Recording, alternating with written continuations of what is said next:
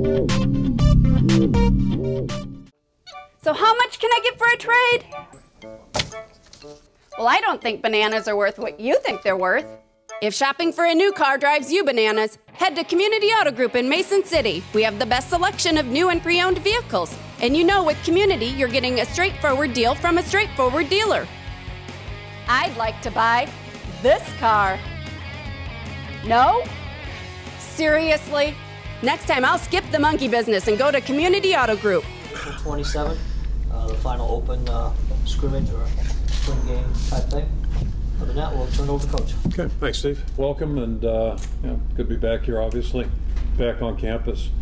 Just start out with the staff. I think it's probably yesterday's news now, but we have hired 3 new people and really excited about just the way the entire process went, and certainly, really happy about where we've ended up. We've had Bobby Kennedy coming in, Jim Reed, and most recently Chris White. So really pleased that all 3 of those guys accepted our offer and invitation, and just again very, very enthused about all 3 guys. I think they really will complement our staff really well. I think they're also going to add to our staff based on their backgrounds and their experiences. So we're really happy about that, and the way things will shake out right now offensively.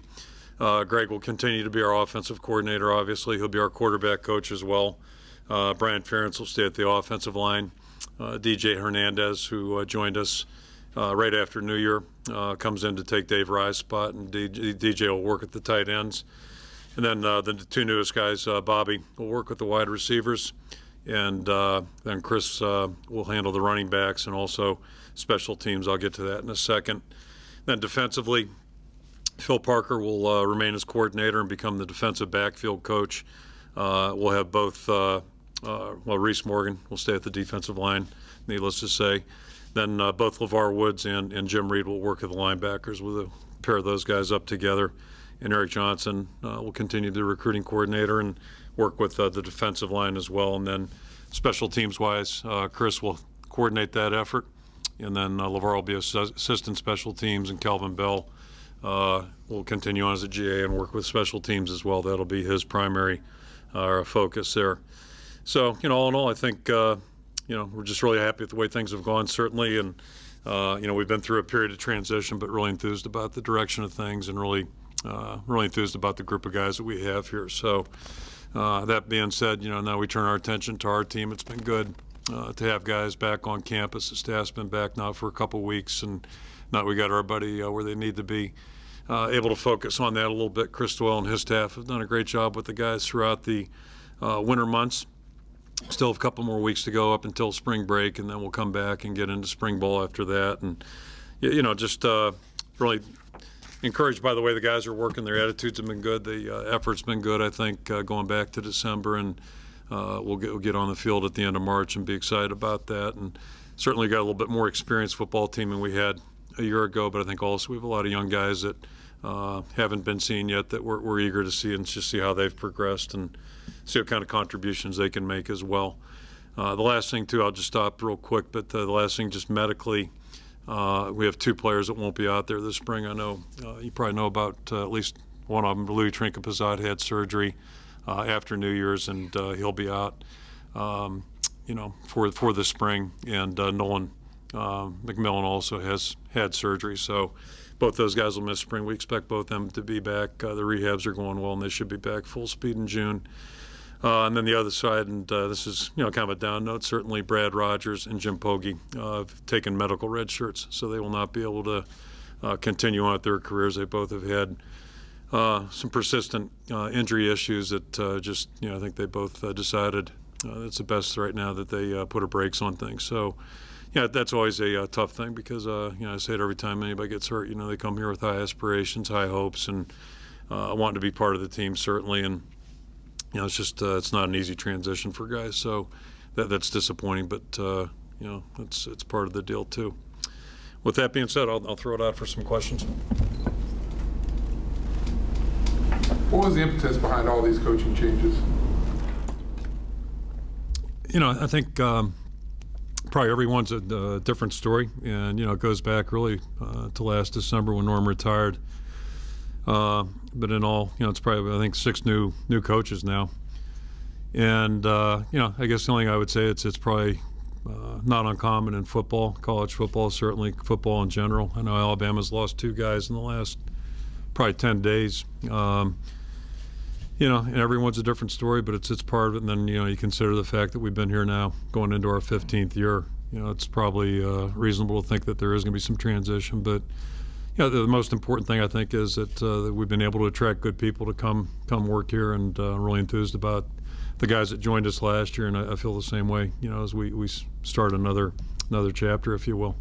Coach, you mentioned some of the coaching changes. A lot of them have been around for a while. Was it difficult to make those changes at first? So you mentioned that you're entering the 15th year. Maybe you thought maybe it is time to transition, but was it hard to let some of the coaches go and get that transition? Well, yeah, as I said, I think everyone's a different story, and those are, everyone's individual. It's kind of like players' stories are all different too, and the conversations that you have are conversations that are private, and that's probably the best place to keep them. But it's part of what we do, certainly. And the thing I would tell you is I'm appreciative of everybody's efforts. Again, Norm said that a year ago. Everything he did, Ken, and then right on through, every guy that's been here has done a great job and really given their all for the program. And that's something I'm very, very appreciative of.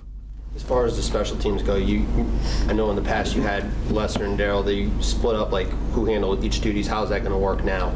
Yeah, it'll probably be the same. Chris will be in charge of the entire package, and certainly LeVar's got experience there. He's done a great job. Did a great job last year with a segment. So I don't want to leave that to Chris. We've had some discussion on that. We'll continue to have discussion. I want him to take some time and think about it. And he has obviously worked at the Vikings the last 4 years. That's a little different realm and different way of coaching. But he's got great collegiate experience too. So he's familiar with our work schedules and what the constrictions are on time and all those types of things. But at the end of the day, I really see he and LeVar and then Calvin all having a real big role, major role of special teams, and they'll be supported pretty much by every coach on this staff, with the outside of the 2 line coaches. Traditionally, the offense and defensive line coaches aren't too involved outside of just field goal block. And then Greg Davis, quarterback coach, usually isn't too involved either. But outside of that, the other guys have really been good about chipping in, and I think that will remain the same. Kirk, a year ago, you talked about how, with all the changes, a lot of it was because you were a 4-4 football team and were trying to reboot things. Is this an extension of that, or is this completely separate? I don't know if you can just put it in one category again, because you're looking at probably 6 different stories and 6 different things that have happened. But again, I think that the bottom line is, when you're doing something for a long time, it's going to happen. Things are going to happen. Obviously, going back to Norm, it's not unnatural that he retired. He's at that age and has had some health challenges and what have you. So, it's part of what happens in college football. It's part of what happens in football in general. And I think the important thing is, what do you do with what's in front of you, and what steps do you take to move forward? Is it Phil's idea to go back to D-backs, or is that something you suggest? Again, we have conversation. I have thoughts about everything, during the course of the year, certainly. And, it seemed like the best thing to do, and I've been evaluating this thing for a couple of months now. And with the way things just worked out, it just seemed like the natural place for him to be. And that's he's got obviously great experience and expertise in that area. So don't think that'll be a big change there. And then one of the things that was attractive about Jim Reed, Jim's got great experiences, and he's done a lot of different things during his career. He was actually a head coach at Massachusetts when I was at Maine, going back 20 years ago. So, he's been a head coach. He's been a coordinator at the collegiate level, coach at the NFL level, and I think the expertise and the wisdom that he brings to the room will be good for everybody in the room, and hopefully make Phil's job that much easier, because it's not easy to be a position coach and a coordinator, but I think that'll be an assistance to him too. Have you figured out the recruiting responsibilities areas for these guys yet? Yeah, I think for the most part, and that's something we spent a lot of time on too. And it looks like right now, I think we're probably going to split Chicago up. We'll keep the Iowa. Reese has got his area. He's worked that. Eric's worked his area. So those are pretty much, I think, in place, and there's no sense to change those. Those guys have great relationships. I think started with a lot of people in those areas. I really envision us probably splitting Chicago right now. We'll continue to recruit in Michigan and Ohio, and Phil will handle that. Phil's recruited Michigan before. We'll probably have 3 guys take a section of Ohio. Last year we just had 1 guy in that area. We'll probably have a couple guys down in Texas. Bobby's had a lot of experience down in the Texas area, and I think LeVar got off to a great start down there. And we may look into some other areas as well. And then Chris has experience out east, so I kind of envision him going back that way and working the East Coast a little bit. Is he more Maryland? Yeah, he'd be further south maybe than what Darryl had, but we've kind of been gravitating that way anyway over the last couple of years, and that's one thing about recruiting. You're always evaluating and looking at where you think the best place to invest your time and energy is, and we've kind of gravitated in that direction a little bit. Although Akram this year is from North Jersey, but we'll still can hit if we have a reason to hit somewhere else, then we'll do that. Florida, getting out of Florida is that, I know you kind of gradually have done that, and you said it last year. Yeah, we're not going to shut the door in any area. We have 4 young guys out of that state right now that are in our program that we have hopes that all 4 of those guys will really continue to grow and do a good job and make an impact. So, but we've definitely have cut back our efforts down there probably the last 6-7 years.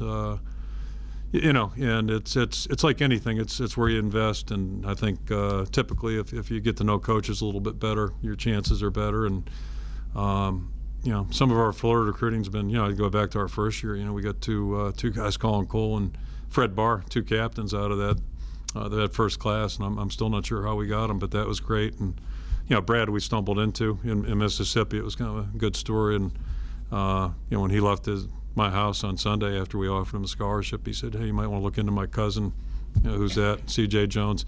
So, the art of recruiting, right? We got two pretty good players, pretty much by accident. But we'll keep a line open definitely. If there's a reason to go there, we'll go there. We have some ties down there, and if it looks like there's an interest on a prospect spot, we'll go anywhere. Who did you say would be Chicago? I didn't. Brian I think Brian and Jim will probably split it a little bit and get 2 guys in there. And it's been a big area for us, obviously, and it continues to be. It's just because of the geographics and a lot of other dimensions. I think it makes perfect sense for us to spend a lot of time there. Will Jim work the Eastern Seaboard too a little bit? He may a little bit. Kind of vision him right now, being in Chicago. Part of Ohio, have a section there, and then, if he has ties that take him back there, we're certainly not against it. The big challenge again is just, and it depends how these rules shake out, but when you have 7 guys on the road, and I know this, we got 28 weeks in the spring to work with, so it seems like a lot, it sounds like a lot, but when you start having position coaches overlap to, get a better grip on prospects and all that, boy, that really shrinks what you can do in the ground that you can cover, and cover well. We try